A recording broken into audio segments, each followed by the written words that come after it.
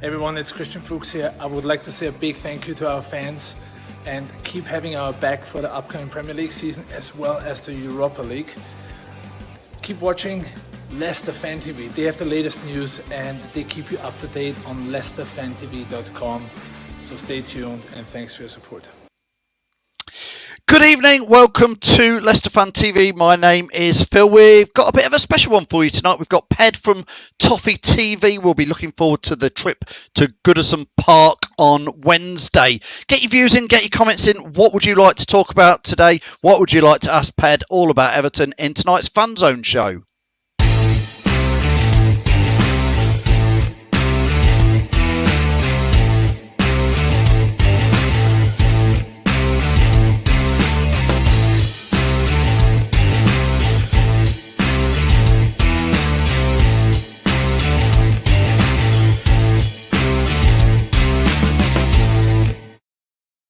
Yes, good evening. Welcome to Leicester Fan TV. It's Monday night. Another good weekend for Leicester City at the weekend. Beating Brentford, bit of a stuttery first half, but that second half, I think we turned the gears up a couple and cruised past them. We want your views and your comments live. Now, listen, tonight's show's a little bit different. Not only have we got Ped from Toffee TV, we also, the guys at BT, they want us to tell you that you can see loads and loads of Leicester City over the next few weeks. And in fact, every club is on twice over the next 10 days on BT. But all these games are coming up for Leicester. Everton, Leicester, Fulham against Leicester, Leicester against Liverpool, Prague against Leicester, Leicester v Prague.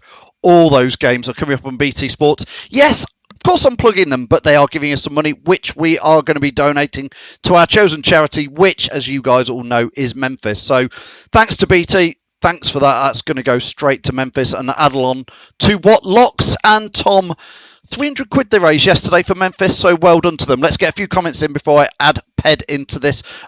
Ross, good evening to you. What would you like to ask Ped from Toffee TV? Mike, Jenna, good evening. I'm well. How are you? John Squires says the treble is on. Listen, John, I believe I'm right in saying Leicester to win the Premier League, Leicester win the Europa League, Leicester to win the FA Cup. 2,000 to 1. Somebody say 5,000 to 1? No, it's 2,000 to 1. So there's worth £1 maybe or two on that. I don't know. Anthony BB, good evening. How are you? Robbie, can you watch the game live? You can on Wednesday on BT. Fee, good evening to you. A year ago today, when we previously played Brentford, indeed that was. Leicester boys, says Maggie. Leicester boys will win that one 2-1. Everton have got no chance. I think that's the time to bring Ped in from Toffee TV because I think he may disagree with you there, Maggie. Hi, Ped. How are you? Sorry, is that the same no chance we had when we beat you a month ago? Yes, exactly. Sorry. I mean, it's took you 3 seconds to get in the fact that obviously the Toffees came down to the King Power Stadium and, well, did a bit of a number on us, Ped.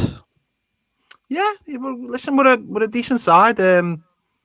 Got a great manager, got some really good players, and you know, technically very, very sound, and yeah, I think the table shows that we're doing all right.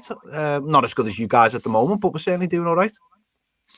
Yeah, I mean, when you came down to the King Power Stadium, Leicester can be one of these teams where when we're playing, and often it's at home. I don't know about you guys, but often at home, teams can come and Everton came and did their homework on us, sat back, absorbed the pressure. We didn't really know what to do, and then you hit us several times on the break, but got the 2 goals. Yeah, listen, your away record, I think, is the second best in the Premier League, and ours is the third. So that shows you that both teams are doing well away from home. Our home record hasn't been great this season, so that's something to watch out for, I think. Yeah, you know, when we're playing away, we can sit in. We've found this really good defensive low block that we use, and then we hoping that Dominic Calvert-Lewin, Richarlison, James Rodriguez give us that little advantage on the break. So it's an interesting one because normally we are really renowned for our home records. It's normally what sees us through. In fact, we have absolutely terrible away records normally, but it's been a little bit more of the opposite way around this season. So this will be an interesting game. We were told about today, we did our preview for the game today, and it's so interesting tactically because I can't imagine that you want too much of the ball, but at the same time, we won't want too much of the ball. So it will be a very interesting matchup.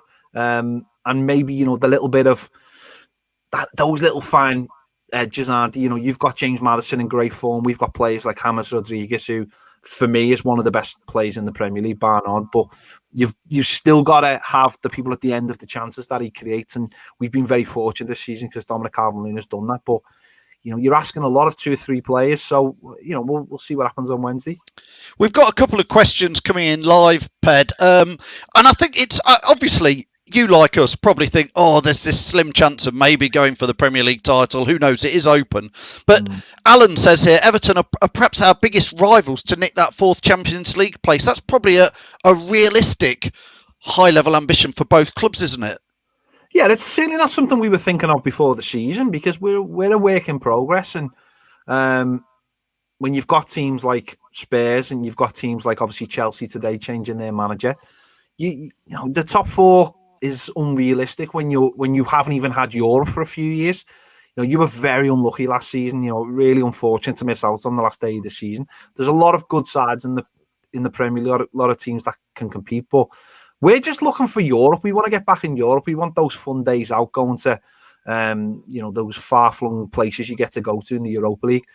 But I also think the Europa League, because once you get into that group stage, because you've got those guaranteed 6 games, it's a great place to develop young players that we don't seem to be able to do in the English leagues at the moment. People are always scratching their heads about how do we develop more young talent, and it's really hard. But if you've got Europe and certainly that Europa League, with the pressure's off a little bit. Let's be honest, to get out the group stage in the Europa League, you only have to really win 3 games, don't you? So if you can win those 3 games and allow the other 3 games to bed in some young players, it can be a great development tool for those younger players and that squad. So I think that's what we're looking to do, certainly for next season. I don't think anyone had any ambitions of Champions League this season. We were just looking for a little bit of consistency, and we're doing all right, but we're not even halfway through the season yet. No Jamie Vardy for Leicester, obviously. I think for most people, you've got to be pleased about that, haven't you, Ped? We will have, yeah, we are, because he's brilliant. He's brilliant. There's no way the way you're looking at it. He's a fantastic player. He is one of the best strikers in the Premier League, and he just keeps going and going and going.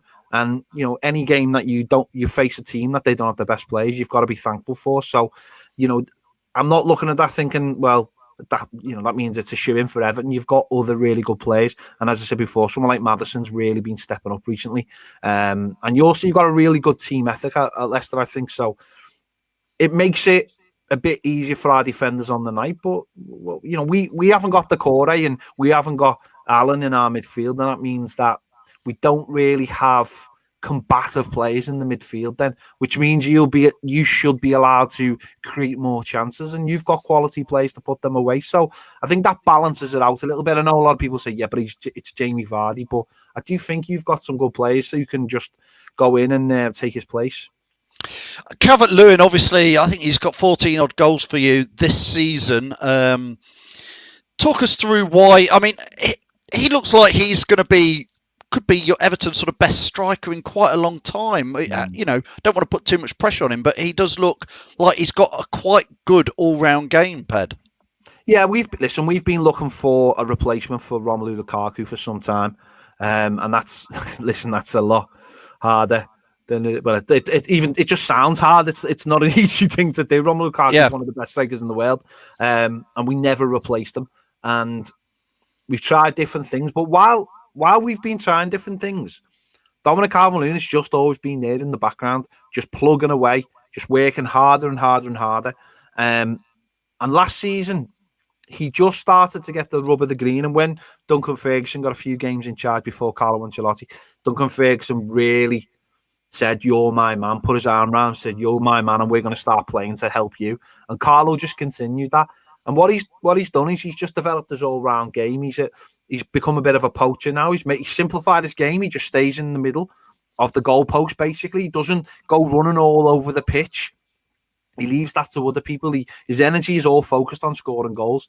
And I think you're seeing that now. And he'd been on a bit of a bad run, actually. He hadn't scored.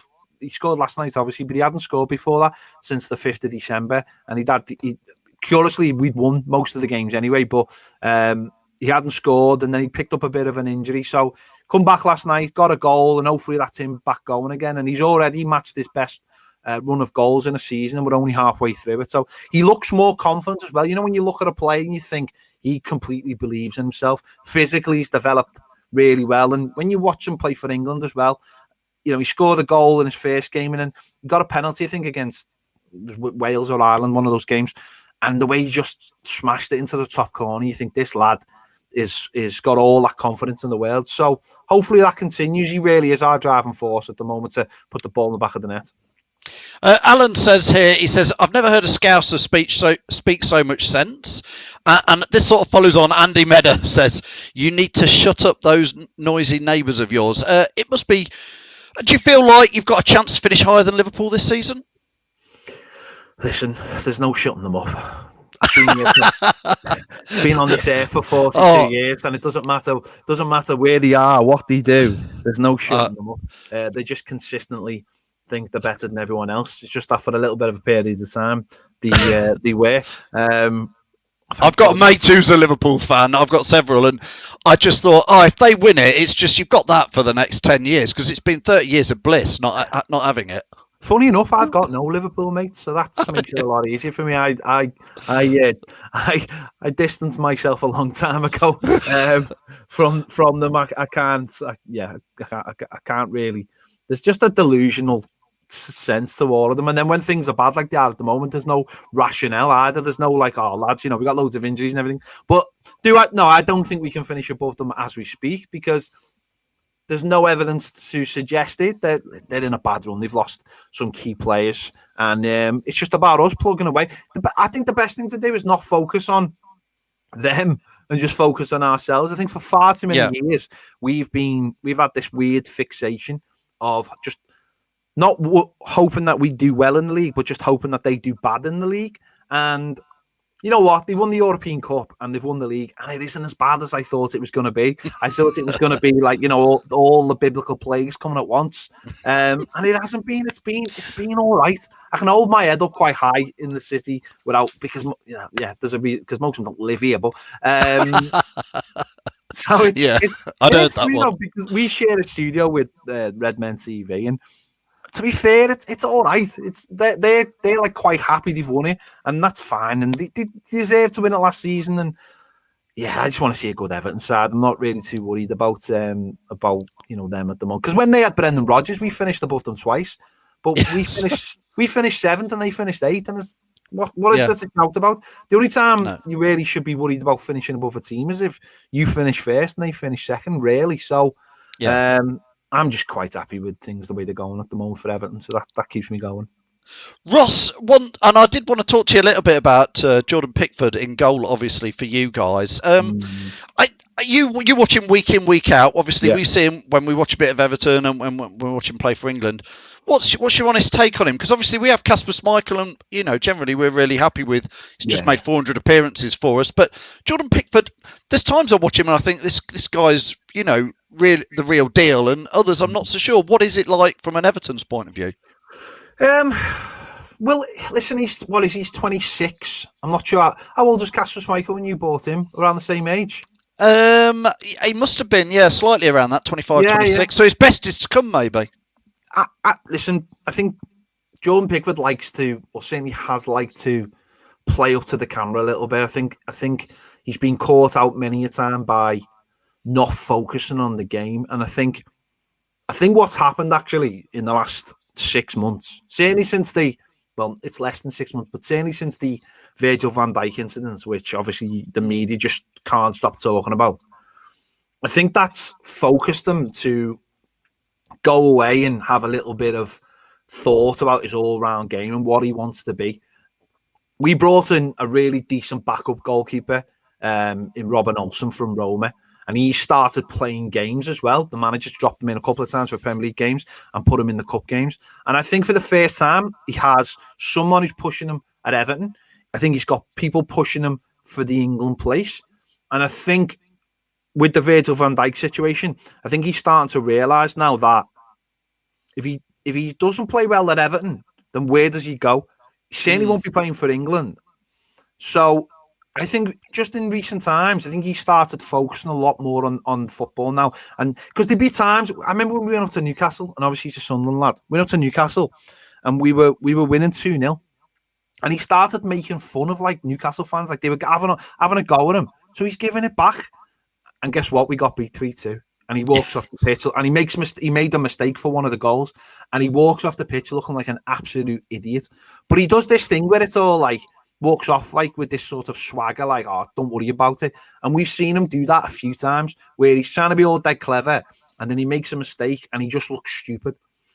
And I'm hoping that's starting to go away. I think maturity may have finally hit him, because he has got. Technically, he's a really good goalkeeper. Not the biggest stopper. He's not the biggest goalkeeper in the world. We all know that. But footwork, excellent. Could be better, but that's why England love him. That's why they play him, because his footwork is brilliant. He sets so many moves up with his long kicks. And what we've seen from like Alisson and the goalkeeper at Man City is the same. It's the feet now as well as the saving. So could we do better? Well, maybe, but I think the manager's chosen that, he's the number one for now, and it's up to him to get better, and there's definitely room to get better, and I think we'll see what happens at the end of the season.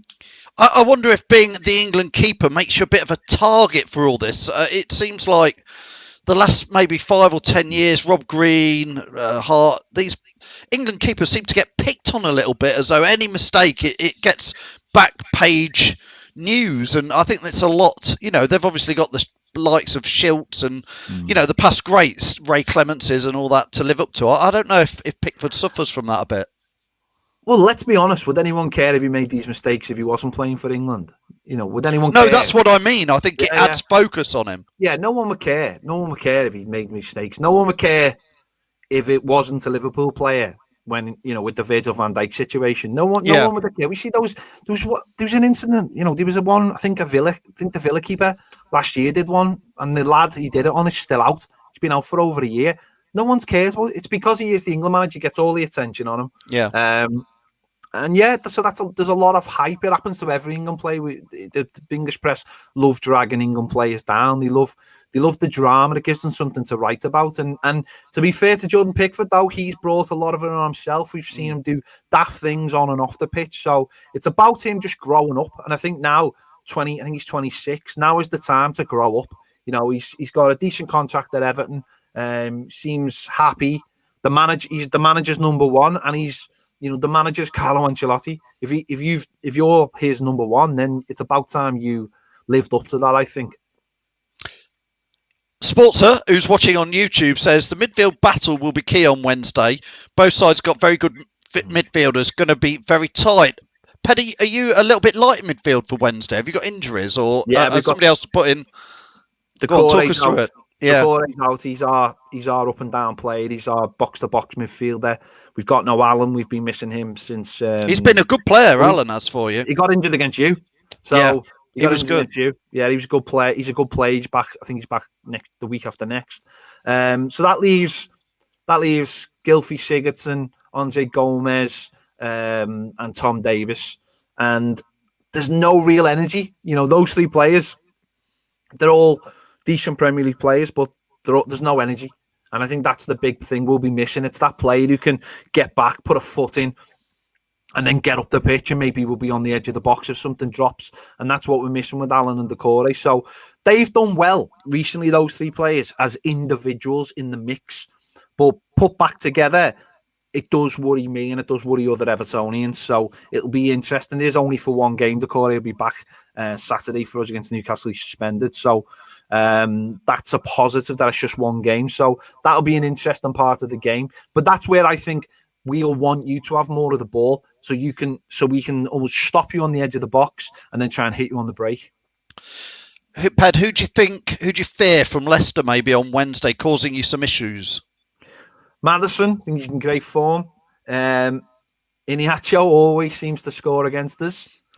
Always. It's only you he scores against. Yeah, I know. That's the worry, though. It's like Origi. Origi's the worst player in the world. Turns up on the inside derby. Oh, my God. He's becomes Pele. So, yeah, those two. But you've got Tielemans I really like. He's a really good player. The fullbacks, you've got good fullbacks. Yeah, we're really pleased with James Justin. He didn't play against Brentford, but James Justin has been for many fans, he's been our player of the season, and we paid relative peanuts, but took a punt on him from Luton. Yeah. So these players, I always think, Ped, these players are out there down in the lower leagues, and just need half a chance. Listen, we've got Ben Godfrey. We paid 20 million, but come from Norwich, looks absolutely top quality. We've got the likes of Mason Holgate we brought in from Barnsley. We've got Dominic Calvert-Lewin, who went on loan at all. Got him to Sheffield United, but he was on loan at all kinds of non-league teams and likes of Northampton. We've got you look at players who come from South America who've got something about them because they've had to work their way through the system and to get to Europe. The players who tend to let you down, maybe not let you down, maybe that's a bit harsh, but how many times now do you get an academy player who comes through and they just think they've made it, and the hard work is yet to come, and yet these players who come from the lower leagues know what it's like to still clean their own boots and go in terrible changing rooms. And I call them Instagram players. You've got these 23 that all they do is post their life on Instagram, what card they've got, what watch they've got, and they've done nothing in the game. And where does the hunger come from? Because it's not money, because they don't have to worry about money. So when you get these players who you buy in from Luton, you don't have to look at Liverpool. They brought Robinson in from Hull for £3 million, and now he's being touted as the best left back in the world. I mean, he's not, because anyone who plays for Liverpool in any position is the best player in the world. But because he's got that drive and that hunger, that he's come from nothing. He's got a big chance to be at a club, like this kid, and they want to take it, and they feel like if they don't take it, what happens? And I think that's where you're going to see a lot of teams go. And I think a lot of teams now are going to start going into the Championship, because I think there's a lot of quality there. And let's all go in and find all these little hidden gems, because they're normally the players who want it more than anyone else. Yeah, I agree with you, Ped, totally. I mean, sometimes watch my non-league team here, Loughborough Dynamo, who are well down low in the non-leagues, but I watch some of their players and I think, do you know what? I reckon if you slotted them into a Championship side, maybe a Premier League, they could do a decent job. And like you say, it's that hunger. Jamie Vardy is the biggest example of it. You give someone a chance, you give them that hunger, you bring them into the Premier League. Okay, it took a year to settle in, but God, what a bargain, what a play, one of the greatest bargains. We've got Seamus Coleman, paid £60,000 for from an Irish team. He comes in, he goes on loan to Blackpool, comes back. He's been playing for 10 years for his club captain now. Absolutely, it was brilliant. Not only this is not just a good servant, it was brilliant when he was in his absolute pomp. There's a lot of players out there who just need that chance.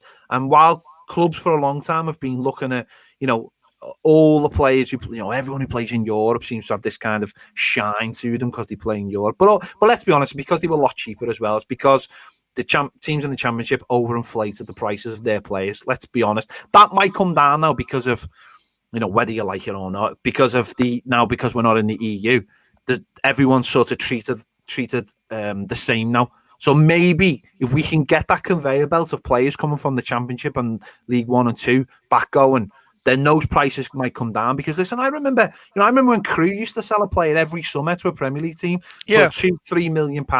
And okay, it was a different time and it would have been cheaper, but even less than that, because they knew every single year they were going to sell a quality player. And if we can get back to that, then maybe we'll get this football pyramid working properly again. Instead of everyone talking about people going away to Super Leagues and things like that, we'll get our football pyramid working again. Ped, just before we go, obviously looking forward to Wednesday's game. We always ask people for score predictions. I think this week is going to be... I wouldn't want to put much money on it. What's your thoughts on it? It's probably a 2-2 draw or something. Where do you think it could go? I think it'll be very tight, and I think it'll be a goal either way. I really do. I can't dismiss Leicester. Fantastic away record. No Vardy, I know, but you're in great form, and I think it'll be a goal either way. It'll just be a tactical battle to see which manager decides he's going to push on in certain. I don't think it's going to be a basketball game. I think both teams are going to have different stages in the game, and I honestly believe it'll be a goal either way. Listen, hopefully it'll be Everton, because we've got a couple of games in hand and we're still on the verges of the top four, and Yeah, so I think it could be a goal either way, and hopefully that would be, obviously from my perspective, it would be Everton, but it wouldn't surprise me if it was Leicester. Ross says he's predicting a tough 2-1, but he just edges it to Leicester. Ben Stephen says 1-1, and James Dunlop, who is a Toffee, is going for a 1-1 draw. It really is going to be close. Obviously, in December, when you came down to us, I think most Leicester fans said, well, that was a bit of a Ancelotti masterclass. He out-tacticked Brendan Rodgers. I think that I'd be interested to see if that perhaps happens on Wednesday. You could see his experience coming in there from a managerial point of view. Yeah, but I think it's a lot harder to put your tactics when you're playing at home. There's a lot of it's really hard to say to the opposition, come onto us. It's a lot. We found this really difficult in a few games where you're asking the opposition, because the opposition no, we don't want it. We just want to sit here and then wait for the last 10 minutes. Because, the other side of it, there's no fans there. And it's if you can get that goal. West Ham hit us we played Man United in the League Cup. They scored in the 89th minute. We played West Ham, I think they scored in the 83rd minute. And we played Leeds and they scored with 12 minutes to go. And we lost all 3 games. And a big part of that is because you've played a system all the way through and you're flat and there's no fans there to get you going. So it's really difficult, I think. And I think... But a lot of these games in the Premier League at the moment are just 1 goal in them. So really, I can see it, that it'll be the same. And for me, the way I look at it is, if you can't win it, don't lose it. And I think that's got to be the message, because you when you're playing a team who's in and around you, you just don't want them getting away from you. So if we don't win, let's hope we can get something out of it. I mean, you're in good form, Ped. Isn't it 5 out of 6? 5 wins out of 6? Is that right? I think it's 2 defeats in probably 9-10 games, something like that. So we're in good form. It's just nothing's we're not battering anyone. They're all very close, but it is that it's all comes down to that first goal. And if we grab it, then we normally do quite well after the game. But if it goes against us, it can be a different matter. Brilliant, Ped. Just before I let you go, can you shout out where people can follow Toffee TV? Yeah, it's at Toffee TV EFC on all platforms, including YouTube. So, at Toffee TV EFC. Brilliant. I'll put a link in to Toffee TV for those of you who are Everton fans who are watching. Leicester fans, of course, you can follow us on Leicester Fan TV. Ped, thanks so much for joining us live tonight. Cheers, Phil. Been a pleasure. Thank you very much. Good luck on Wednesday, but of course, hope you lose. We'll see you later. Cheers, Ped. That was Ped from Toffee TV. That was absolutely brilliant to have him on there. Ross, of course, I'm going to give Gray Richardson a shout out. And yes, of course, I can read all your comments, Gray, but they weren't very typical or applicable to Everton and the match on Wednesday. So we'll pick that up on our watch along on Wednesday with you guys. Don't forget, tonight's show has been sponsored by BT Sports. You can watch all the Leicester games on BT over the next couple of weeks. Everton against Leicester, Fulham against Leicester, Leicester against Liverpool. That'll be a biggie. Prague, home and away in the Europa League. They have paid us some money for this. I'm going to be honest with you about it, but we have given it to Memphis, who is our chosen charity.